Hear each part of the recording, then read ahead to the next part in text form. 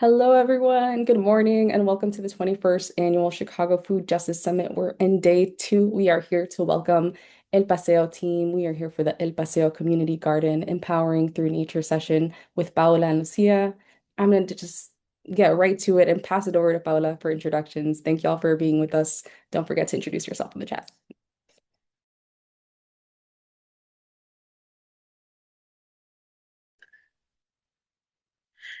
Hello, good morning, everybody. I think I'm off mute now. Welcome and thanks for being with us. I'm going to share my screen. Okay, do you see the screen? Okay, thank you. So thank you so much to include us in this opportunity to share. We're really happy to be here, and we congratulate you all on this amazing summit, very inclusive, and we really appreciate the accessibility and the translations. So my name is Paula Acevedo. We're here to speak on our space. We're located in Pilsen, the Lower West Side of Chicago. Hopefully, some of you guys are familiar with our space already. So we have a drone view here, a little outdated. Empower through nature is our slogan. It's kind of the root of what we, strive to do, our grounding phrase. Of course, we are a neighbor space protected garden. We maintain over an acre of land now. So we'll see a little bit of our history and how we got here. Um, Click over here. So a little bit more about me. So Paula Acevedo, pronouns she, her, ella.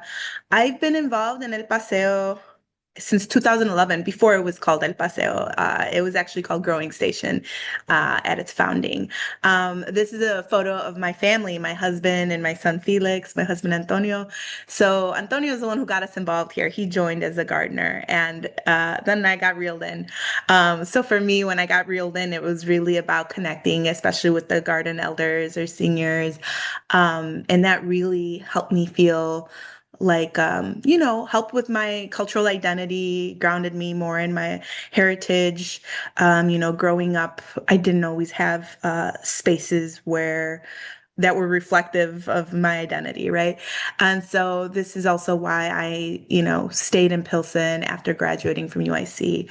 So, and I enjoy applying, although I don't work directly in architecture, I think it's all very relevant to the work that we do. I enjoy using kind of that knowledge for community-driven design and for placekeeping. And I'll bring it over to Lucia so she can introduce herself to you guys. Hi everyone, I'm Lucia Leon, and I'm the director of farm operations at El Paseo. I started with Paseo in 2023, so this is my fourth season with the garden, and I'll talk more about the program areas that I'm responsible for later on in the slides.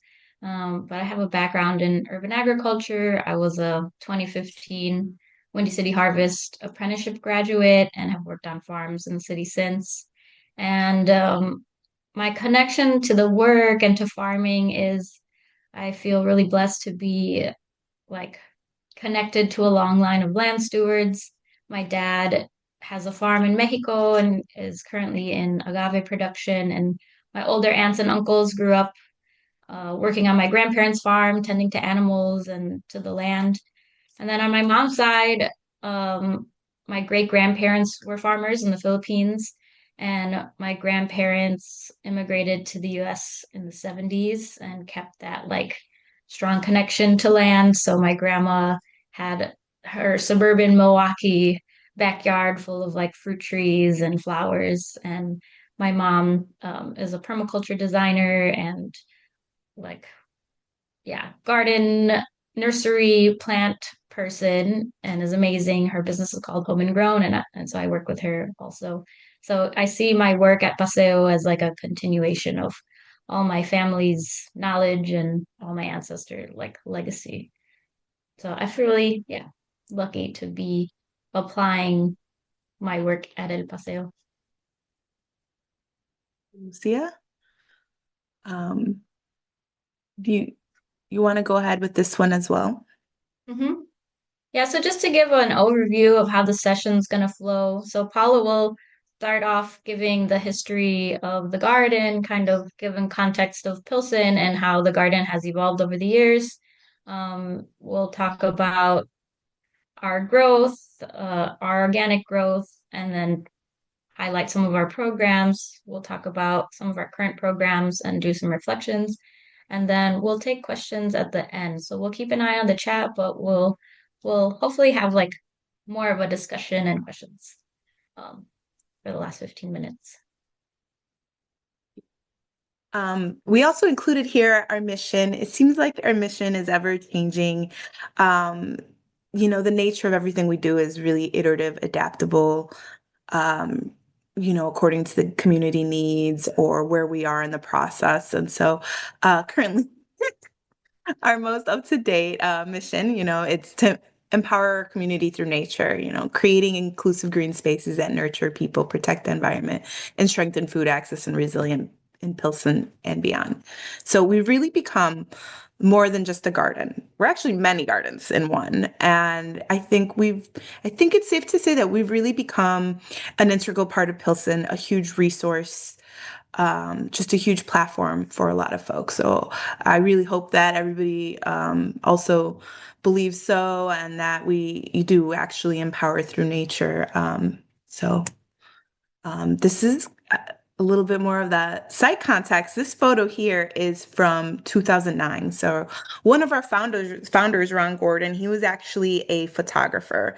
And so especially a photographer in like architecture, right? He loved documenting, especially when they're demolishing, really amazing buildings and just the historical context of the site.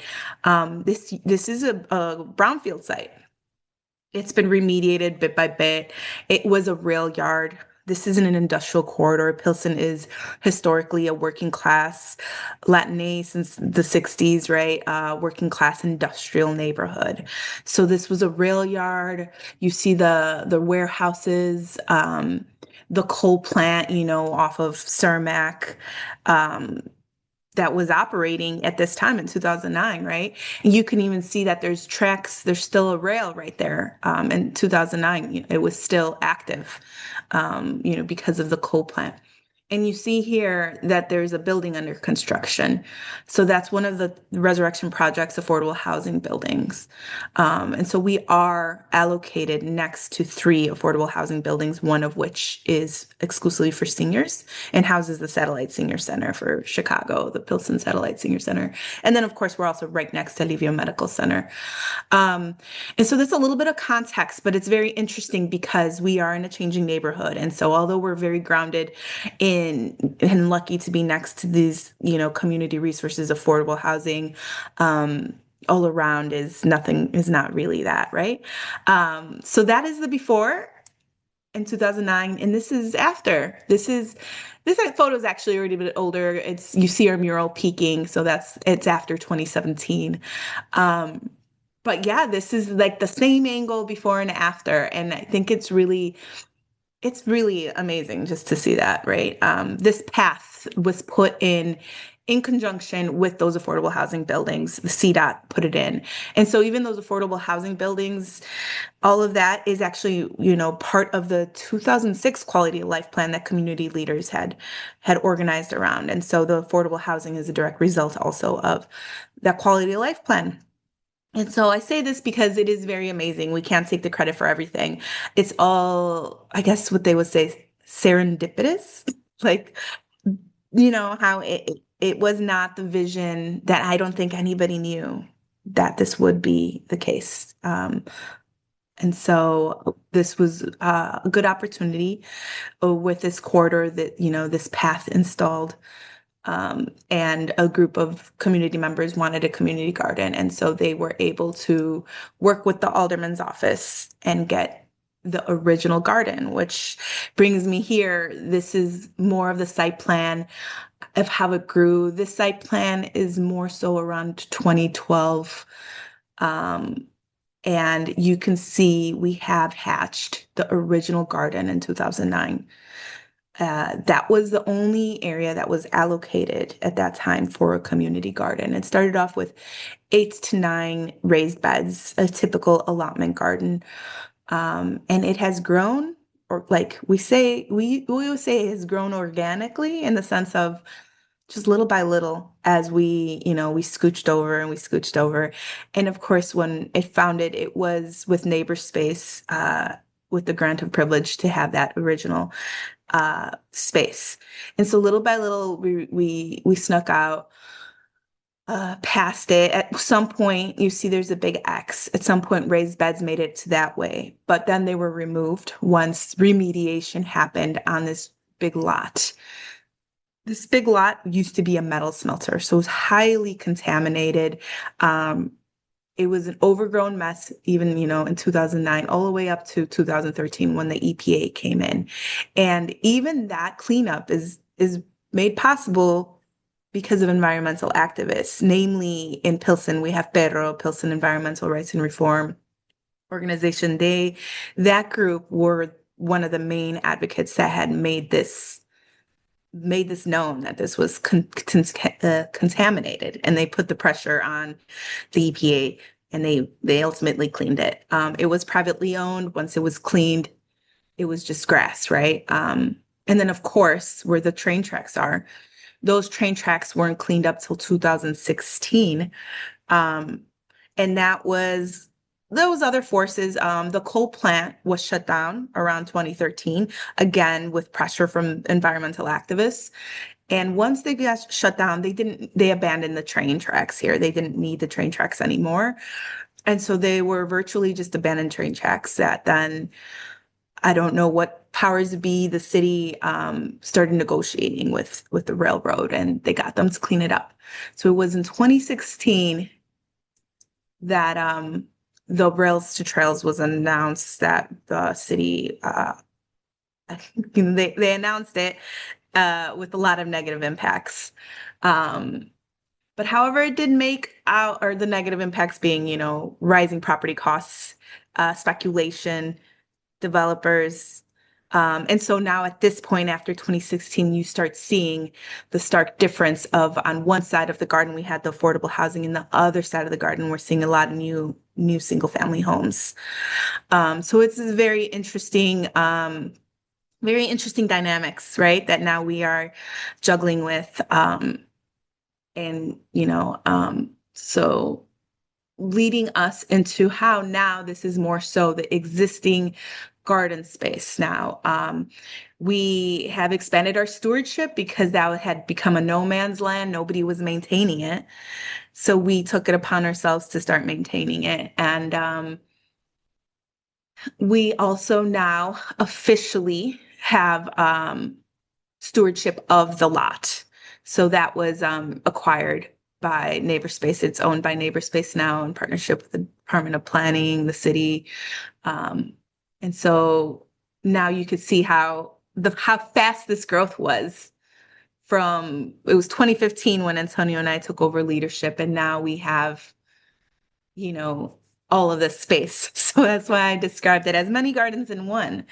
You could see that we have, and we'll go through the different areas, but we have different program areas, right? For each physical area kind of more or less defines our programs as well.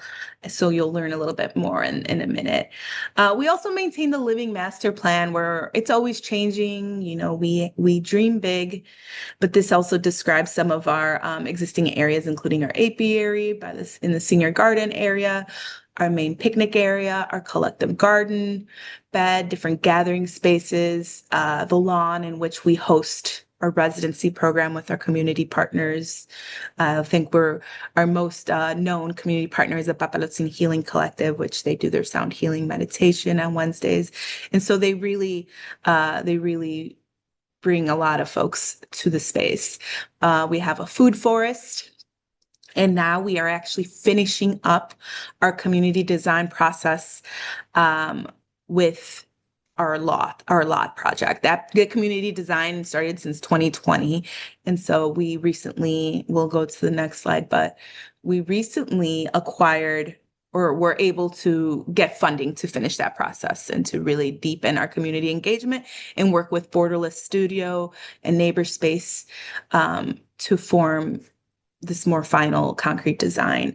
And here we're sharing a little bit about that journey because all of this growth, you need money, right? You need to build this. So how is this all made possible? Lots of grant writing. So here are a lot of opportunities that we had, and sometimes it's not always just grants. Sometimes it's partnerships, in-kind donations. Maybe there's a mutually beneficial partnership with this program already has the funding to do something and they just select, work with us so we can host that project. So lots of different opportunities. I don't want to bog down and tell you the history of every single one, but I think on our website we have a lot of this information also where we get into our projects a little bit more in detail. But for some of you guys that are looking for funding opportunities in your stewards as well, some of these opportunities might be great for you. Yes.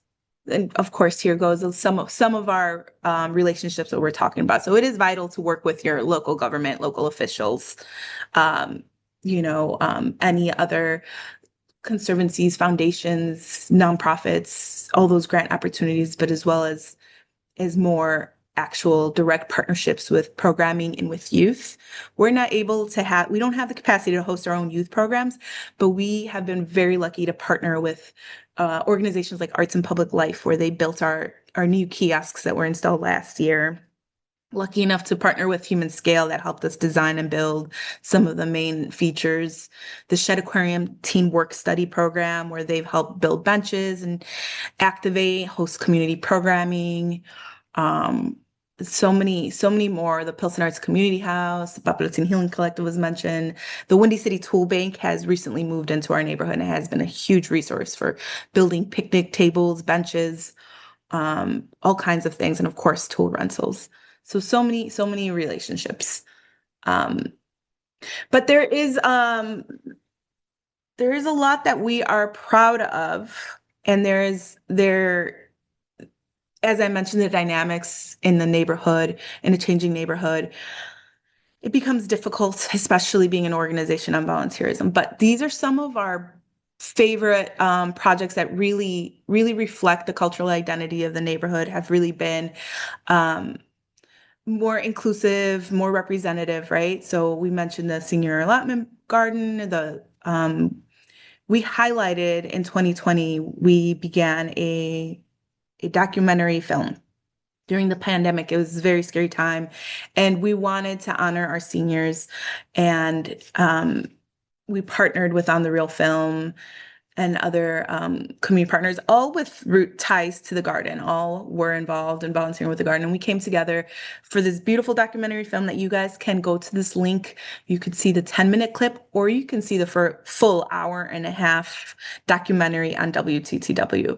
But it really highlights what a space like a community garden can do for the health of seniors, for the cultural like ancestral healing, cultural connections, and how, food unites everybody. Everybody eats, right? And that food comes from the land. And so it is interesting. We have folks from all over Latin America, all over other areas. And really, you can check out the mapping project as well, where you can start seeing the migration stories and what they bring with them when they're here. It provides a lot of intimate learning moments. Just being in space with them, you could learn a lot from them. And goes back to what I said in the very beginning of what grounded me here. The residency program we mentioned already, and how that's very grounding. Most of our partners that have programmed in the space are Pilsen Legacy residents or from the neighborhood, more so Latin, BIPOC folks. So it's been really amazing to meet so many people, very invested in the community because they're all volunteers as well. And so all the programming, more or less, that you see happening in the garden are all just by very committed, passionate people. Then our murals was one of the most amazing projects as well because it was very community driven. Um, I don't have, I think there's pictures of our murals throughout. It was community driven. We had intergenerational team um, from the neighborhood. A lot of them. We had 5 to 4 high school apprentices for both murals. And we had community paint day where folks of all ages came and painted on that mural and really grounds them and connect them with the space where they belong. They're connected to the space. They have kind of like a sense of ownership where they know like, hey, yeah, I contributed. I put my mark here, and you still hear stories of even kids that are older now. They're like, oh, I remember painting here.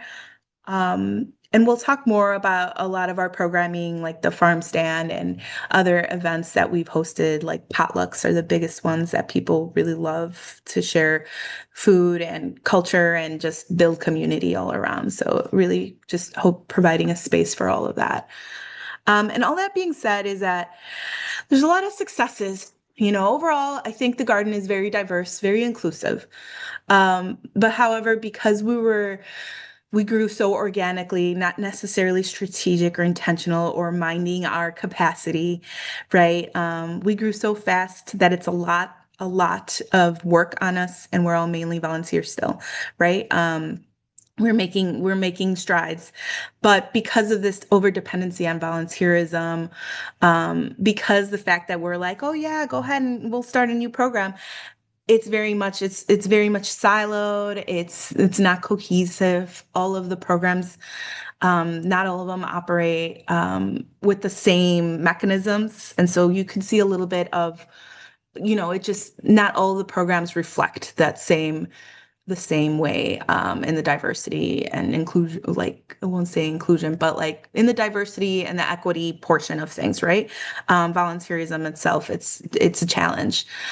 So we do see most of our legacy residents, they love, like there's so many folks that love the garden, but we have a lot of more so passive users, not necessarily involved in the maintenance or sustaining the work or the volunteering. And so we really are thinking about that, right? How can we move forward?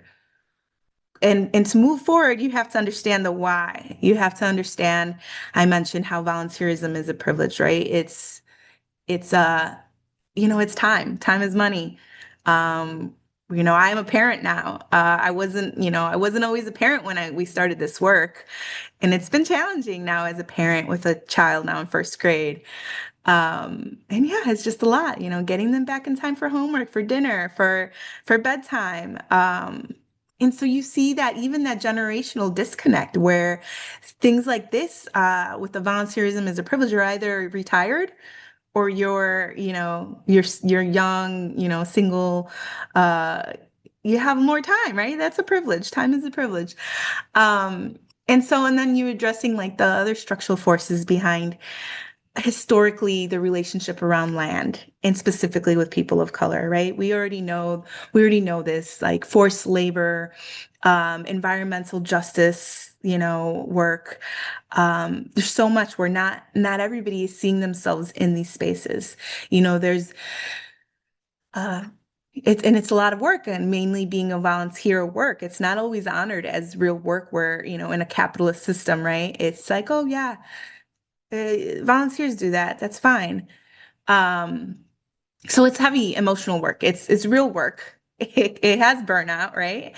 As we know, and I already mentioned the quick organic growth doesn't always mean, yeah, it's impressive, but it doesn't always mean intentional or strategic, right? You're kind of there's all those different phrases of like building the plane while you're flying in it, sort of thing, right? And so that means that since the beginning, those systems for equity were not in place. And how could they have been? It wasn't, the way that all this work begins, like most community gardens, right? Um, and of course, there's a huge stigma. There's a huge stigma on green space and who gets to use it. We know that it's seen as an investment. Attracts folks to move to areas. It's trendy. and you even think about corporate worlds when you hear about greenwashing and things like that. Um, and so there's a lot that you're up against in doing this work in a changing neighborhood. And inherently, sometimes I say I live right across the garden. I rent. I've lived here for a very long time now, and now it's like sometimes I feel I am working against myself. Yeah, I cannot afford to buy or own, and so thank God that the landlord, you know, has always been good to us. And so it's hard work. Oh, and then I'll just note that this is the picture of the mural that I referenced of everybody painting on it and their first mural in 2017. And so yeah, you understanding those forces. It's a lot of forces. And then of course I mentioned the infrastructure project announced by the city in 2016 and those unintended consequences. So they say, right? And so that was a 4-mile trail that was announced to connect into Little Village. When in reality it's many projects in one. So we are vested in this Sangamon corridor, and what does that mean? What does that look like? Who is it for? And then there's the Cermak corridor in the Pilsen neighborhood. And so all those were external forces that kind of set all this trajectory. Sometimes they put that pressure and speed up our timeline on like, oh, we need to do something, or we need to address, or we need to, at this point, we're poised in order in being a huge stakeholder along this corridor, right, with a strong voice. And so it's a lot. It's a lot of things that you're navigating all at once. So you find yourself not only where you'd come in, you just want to steward some land, you just want a garden, right? You want to just build tomatoes, get to know your neighbors. And next thing you know it, you're talking about housing and all kinds of things. Um, so what is our solution? How have we approached all of these obstacles or forces? And when we understand it, it comes down to healing that relationship to nature. How do you do that? Seems so nebulous, right? How do you heal relationships to nature? Well, first off, we want to note green space is a right. So although we live in capitalist societies, a society that marks these things as an amenity, you can't help it, but you see the real estate listings like right next to El Paseo Garden. You see pictures of it. Forces out of our control again, right? But it's interesting is the city does recommend 2 acres per 1,000 residents. It's like it's seen as a public health issue, but however, it's still somehow an amenity to so many. So to heal that, to heal those relationships to nature, as we've been doing this work and observing and trying to really be intentional and think about it. One huge thing is like the storytelling, the remembrance. And that was something very obvious in the documentary film, interviewing the elders and seeing like why and how, what the space means to them. And it's inspirational. And for us that are like second, third generation or however, like those are stories we don't get to hear from our grandparents. Maybe you do. Maybe you're lucky. But that stuff doesn't always get passed on. And like even that connection to that realization of like how deep it actually is, I like truly listen to the elders and all of the struggles and everything that it took to get here. It's not just like, oh, look, let's take a selfie. It's not just about that. And then understanding the journey, we mentioned all the systemic problems and the trauma around, that relationship to land. That's a scarcity mindset sometimes too, right? So how do you reframe for abundance? How do you there's enough for everybody. There's something here for everybody. And of course, all of these things, how do you bring people in and create a sense of belonging? We found like the mural project, things like that, really hands-on opportunities really do help that sense of belonging. But the huge one for us, in order for something to work, to be sustainable, there needs to be reciprocity. Like in nature, the land, right? Like you tend to the land, it gives back. Inherently, the relationship to nature is a reciprocal one. And humans and capitalists it's constantly about extraction, right? It's constantly about what can it do for us. And so that is also needs to be intentional in the way when people show up to these things, right? How can your relationship and your love for a space like this be reciprocal?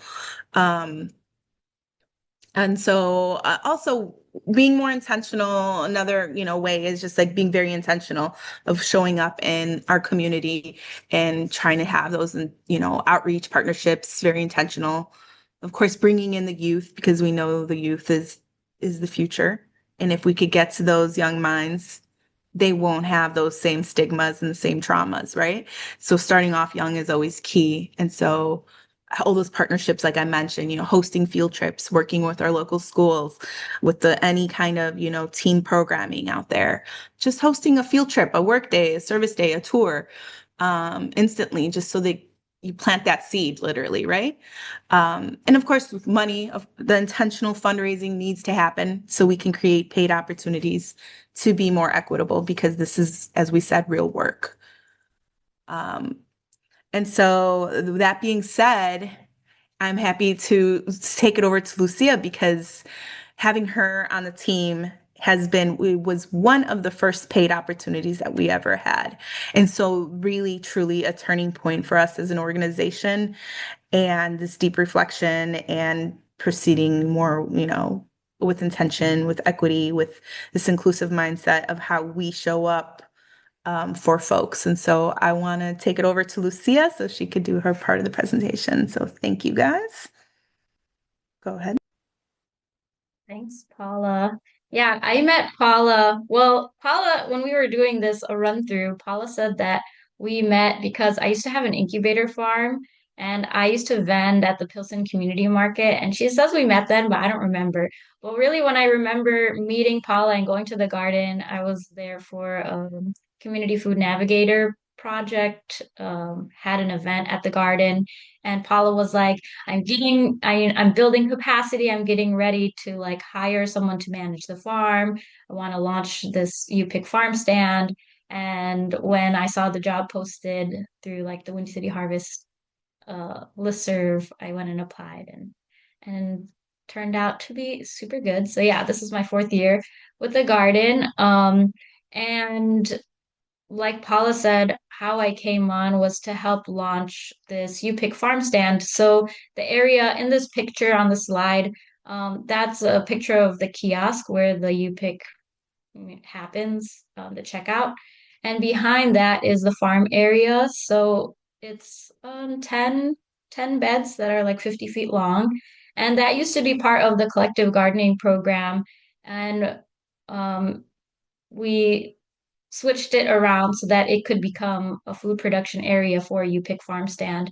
And when Paula was first like telling me, okay, I want to do the You Pick, I want to do like food production, I was like, oh, I don't want people like, picking, they don't know how to pick and they're gonna like mess up my crop. I'd rather just like do the production because that was my background. I was doing farm production and like selling to wholesale and restaurants. And so it was really just like I was there with my team farming and we would do the harvest and, send it out. So I was like, that's the model that I'm used to. That's what I feel comfortable with. I'd rather, pre-harvest everything, have it set up at the stand, and then people can come and like buy it. And she was like, no, this is I really want this to be an opportunity for people to like learn about where their food comes from, pick their own things. Like that's the point. If people don't know how to pick, that's what we should be like introducing people to is how to be in this relationship to these plants and to the land. And so yeah, after like a little bit of convincing, I was like, all right, yes, let's start this U pick program. So we do a sliding scale U pick, and this will be the fourth year of the U pick stand. Um, and it's like all of our programs has gone through different iterations. So the first year that we did it, we kind of had to walk through the garden through like a wood chippy path, and that was how people would enter. And then this photo is from the second year. We got an AUA capacity building grant to create this kiosk off of the main path, and that was really to increase our ADA accessibility. It was really difficult for the seniors to get in or people who were using like walkers and wheelchairs to get into the farm area. And so this was like a yeah, our how do you say? Like our push to make it more accessible and make it so that our seniors and other people who are using walkers and could get into the farm stand. And this has been critical in connecting people to food and to nature. Even by like people pick themselves and so they pick what they're going to use. So it's not like a grab, grab, grab, I'm going to use all this thing. It's like talking to people at the farm stand, they're saying, "Oh, I'm gonna like cook this tonight. So I just wanted a little bit of parsley, or I'm gonna make this. So I think I'll use this in my meal today." We grow culturally relevant fresh food. Last year I messed up. I accidentally didn't grow any spicy peppers. And everyone was like, "Where are the jalapenos?" And I was like, "I messed up. I thought I did, but it was banana peppers." So yeah, like really making sure that we're growing food that's relevant, and that are going to be like used. And this is an opportunity to again create earned revenue for the garden. So this was, our toe into trying not to be so reliant on grant money to fund my position and other positions. So this is that. And then, yeah, the UPIC model is something that we haven't seen, and the sliding scale UPIC, um, I feel like is something pretty unique to El Paseo, and it's there every Sunday starting in June. So it's a nice way to get people there and involved in the garden every week. We can go to the next one. So this is a list of our current programs. As Paula was saying, there's so many areas, so many like gardens in one.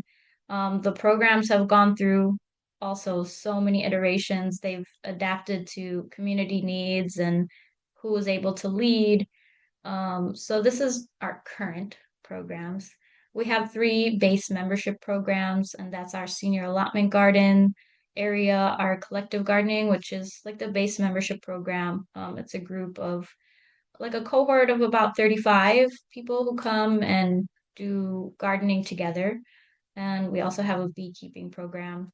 And then on Sundays, that's a big day for the garden. We have our volunteer stewardship days. So that's where we take care of the whole site, which means we could be rebuilding the senior raised beds. We could be stewarding the food forest. We could be re-wood chipping the dog run or going through the prairie area and taking out invasive species. Um, and then Sundays is also the day that we do our U-Pick farm stand, and we have a community market, which has also been, I feel, is an awesome success. I've participated in the Pilsen Community Market since like 2015 when I was an intern at Windy City Harvest. My my farm where site we used to sell at the market when it was in the parking lot of the Byline Bank, like on 18th Street in Halsted. And then it moved to like where the McDonald's is, where like Cermak Blue Island goes.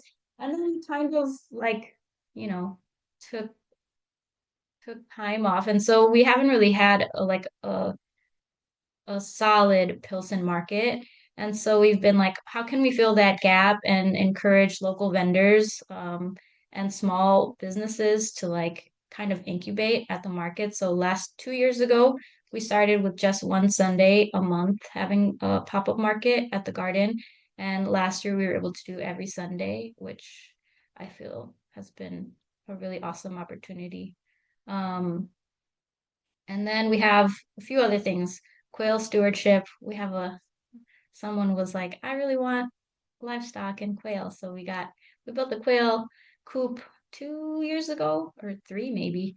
Our residency programming, like Paula mentioned, and so many community events, and education. You saw like the whole list of partners.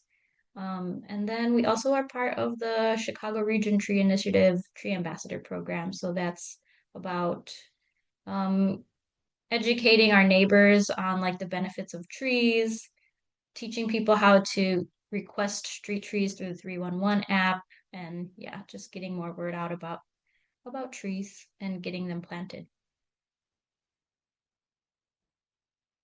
So here's some photos of uh, from the UPIC and the collective, which is one of the base membership programs, like I said. The top left is a little snapshot of the farm. So that's where people enter into and go ham at the UPIC. Um, the top right is a photo of us harvesting corn last year. So we did a Three Sisters Guild with the collective. So we did our corn, bean, squash, and we saved the corn seeds. So hopefully we'll be able to grow them again and again and get them more adapted to like our garden space. And on the bottom right is a photo of folks in the collective. We did like a gourd activity. So yeah, just trying to create more community. We have a different model for the collective gardening. So instead of having like everybody gets an allotment bed that's like a 4x8 and you tend to your own bed and you grow, we have 4 50-foot beds that we tend to collectively. So we make collective decisions about what gets grown there. Um, we share the harvest, we share the maintenance tasks, and so I really like that spirit of camaraderie. It's like the spirit of farming, which is like you can't farm alone. It's always been done in community. And so yeah, the collective model's also really cool. And here's a picture, some pictures from our residency programming. There's been so many. There's been dancing, like, right? There's been like folklorico and other like types of dance styles taught in the garden.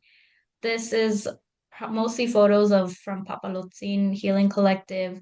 And Christina, who's the leader of Papalotzin, was saying, I just approached Paula in 2016. I really wanted a space to like host some of these like healing modalities. And so in 2016, they started doing wellness events in the garden and, became a healing collective and added more. So yeah, I think that programming has been such a nice like thing to have in our space to bring more people and connect again, heal that relationship to nature. Some lessons learned.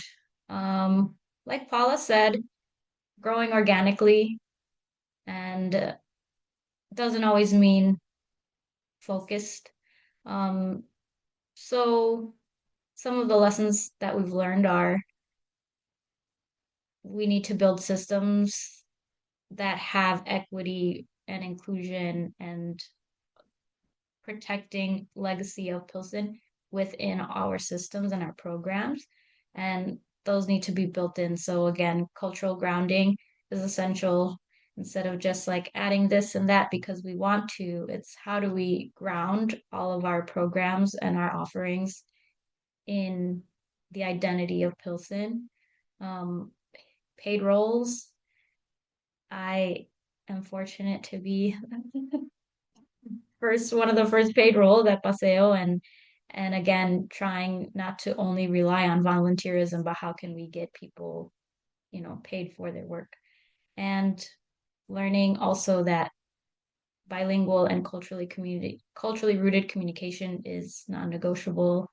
Um, Youth and elders have, Paula was saying the elders kind of grounded her in the garden. So how can we get the youth and the elders to be like to ground the whole garden and how can we get more intergenerational like mingling and I don't know how can we all be in the space and all enjoying it and how can the youth take on the torch from the elders and continue this work so that it truly is sustainable. And then naming racial dynamics builds trust and accountability. So actually acknowledging what are the realities of our space and how are we going to use that to shape the trajectory. So what's next? Well, we're building our independent 501(c)(3). So last Sunday, we had a really long strategic alignment retreat. So we're going through a big strategic alignment process. And that's been a huge haul, I think. And this process really kind of started like at least 2 years ago. We started getting more trying to like create bylaws, but really going in on, you know, what is our vision? What are our values? And how are we aligning all of what we do in the garden to those? Um, and that means how can we root our governance in community voice? How can we expand paid opportunities? Like real examples is we're getting ready to post some new paid opportunities in the garden this year. Um, yeah, deepening our partnerships with schools, doing more tabling, being more visible in community rooted organizations, and then yeah, how can we, like Paula was saying, some of our programs feel a little bit siloed. So just we're going, instead of going out, we're really trying to focus on what we have and how can we go deeper and how can we build a more cohesive um, garden culture where every program is together and shares the same values. And I'm going to add just a little bit more. Part of becoming our own 501(c)(3, we incorporated at the fall of 2024, and the stars have been aligning for us, finding a nonprofit coach that's been so generous, finding getting connected with the UIC legal. I forgot the name, is something solidarity, something clinic. Working with those students to form our bylaws. They're going to be filing our incorporation for the 50 or 501(c)(3, a tax exempt. We have an interim board right now. However, we are working towards really starting to nominate, making a list of people who we want to approach to be more permanent board members, to really have a working board, really to share the responsibility, to decentralize, honestly, my role, to build our team, to share more in decision making, because to be honest, Antonio and I have been essentially mom and dad of the whole garden for far too long, and we have our own kid now. So how do we protect all of this work? How do we ground it? How do we ensure that it's going to continue when we're done? I've been saying we're capacity building for so long now, and I've been burned out for so long now. It's just the reality. And luckily there's enough to keep me going, right? There's enough joy, the innate sense of responsibility, those connections, seeing that impact, seeing that this really truly touches people's lives. And now in everything that's been happening, the pandemic we mentioned when we started the senior film project. And honestly, during the pandemic, the garden was a safe haven. It thrived. People sought the garden. People donated. They were so generous. They were volunteering. It felt like, we could be out here and it's safer. But now with a new situation, being outside is so vulnerable, in times of ice. And we have community members that are scared to even go out to the corner, right? And so those are things that we're gonna have to also navigate. I say sometimes I'm like, back when Walking Dead was cool, right? I just think of like, oh, we're gonna need to build some Walking Dead reinforcements and walls. We've always been very unique because our garden is accessible to the public, right? It's not like just one allotment garden with a fence around it. And, this is truly public community space, the way we maintain it. But however, now that we see that as such a vulnerability at the same time, and so there's so much to navigate right now. And the only answer is continuing the work, deepening the work. Oh, of course, the snap cuts, right? Food access is more vulnerable than ever too. And so we mentioned how we always want to shift and adapt and see what we can do. Like we can't solve everything and we can't do everything. And that's a huge thing that came up for us in our strategic planning now. It's like we need to do the most with what we're able to do, but we can't. We also have to be mindful of it. It's not only on us to solve these issues. And so, how do we also work with others and hold others accountable and to help and support this? Because our incubator farm, our QPIC, cannot solve all the food security issues. And the reality of it is that there's a lot of theft. People go and they take out and clean out a lot of the vegetables sometimes, and they've even hopped the farm area, the fence, and things like that. And so there is a lot. There is a lot of obstacles that are out of our control sometimes, a lot of challenges, and yeah, it can really put a bump in the road, sometimes really hurt morale. But we always try to see that these challenges and these things are for a reason. Everything, understanding the why and why people, we only hope that people are able to use that food that they're taking, and hopefully it's helping, right? But we're just being able to teach people and to show them, no, this is for everyone. You have an opportunity to get some of this also. So being welcoming.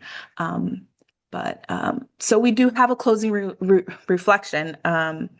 About what community stewardship is. It's not just about maintaining the land, it's about healing relationships to land, being responsive to community needs, and building systems that honor the people who have survived, labored, rooted themselves here across generations. And so obviously we're not perfect and we have a lot of work to do, but it's important to note these things, and progress is not always fast. This deep, intentional work takes a lot of time. As I said, I've been telling people we're capacity building for several years now. And so, but there is light at the end of the tunnel, and hopefully this creates a good model for a lot of folks, and continue collaboration and resourcing for everyone. But okay, well, we do want to open it up for Q&A.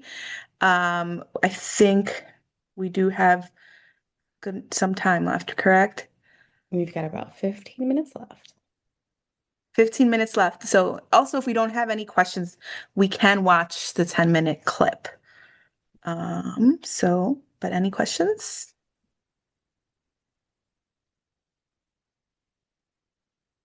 What do we, what do you think, Stephanie? Should we go ahead and try to play the video? Yeah, then I think we'll still have like 5 minutes left in case we have questions that come up throughout. I'm also going to launch a poll super quick while folks are here. But let's go into it. It's Oh, going to be a good one. I see some popping in. Oh, oh. See some. Okay, yeah, thank you so much. I'll just read. A huge thank you, Emily. Would you both be willing to share a favorite memory or story from your time working at El Paseo? There's a lot, but for me, it's that community painting. It's just so beautiful. Like for me, it's always those intergenerational experiences where like you're just surrounded by love, essentially, right? That community paint day was epic. That's always going to stay with me. But even just those quiet moments, just sitting there, even the one-on-one conversation with so many of the elders, I'm very lucky to be. I mean, honestly, I've been the main one that works with them, and that's such a treat for me, or the butterflies, not to mention when you're just surrounded by fluttering butterflies everywhere, the monarchs, magical. And the hummingbird ones too. And the hawk. We've got another question. Oh, actually, Lucia, you want to answer that? Lucia, yeah. Really good part. Oh, no, there's so many. There's nothing that like really stands out. It's like every time I go, I feel like I get, I come back to life. So I don't have a favorite that pops out. It's just every time that I am there, it feels good. It feels good to be there, and I feel like that's enough. But I take some pictures when the collective is working, and it's just nice to see all these people like kneeling down on the ground. with their hands in the dirt and in the soil and just like chatting. Or I like when we start out the collective, sometimes it's like you take a poll. How are people feeling? Do you need to like get in your body? So sometimes it's like, no, I just want to work. I just want to like get to the garden. But sometimes people are like, I'm having a tough time. Let's have a stretch circle. And so it's kind of just like, okay, let's keep listening to like what are the collective needs? What is the land asking from us? What are our bodies like telling us? And I really like how that is able to like flow and change throughout the season.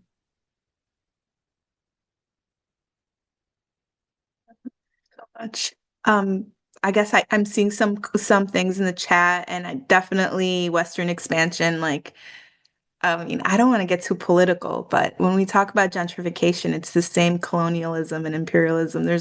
And it's the systems, right? That the country was founded on. It's not the people who are moving here. It's not inherently their fault because it becomes just to the elephant in the room, it becomes such a racial thing, and it's not. A lot of it is our own community leaders and our own community legacy residents that are also complicit in all of these systems.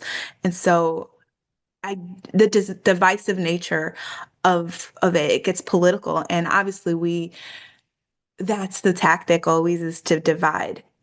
And that's why we're where we are now, right? That's the same tactic. So without getting too on a soapbox and a rant, I just wanted to acknowledge that comment. And we are always open to partnerships. Our stewardship Sundays, we actually host a lot of groups, corporate groups. We also are trying to be more consistent with our monthly spotlight, where we are partnering with a BIPOC-centered local organization where we invite them to bring a group over of 10 or minimum 10 people to come and steward the space. They're able, we highlight them on our platforms. They could table at the market. So we're always looking for all kinds of partnerships because, as I said, sometimes it's not that people can give money, but sometimes they have something else, right? Um, but yeah. And thanks, Bueza. Hey. Yes, Boyza and I have definitely shared many spaces. And thank you so much for your comment. Um, do we have time? You want me to play a little bit of that clip? Yeah, I mean, if we want to end, I'm going to end the recording now. Bye, guys. Thanks for Okay. watching. Thank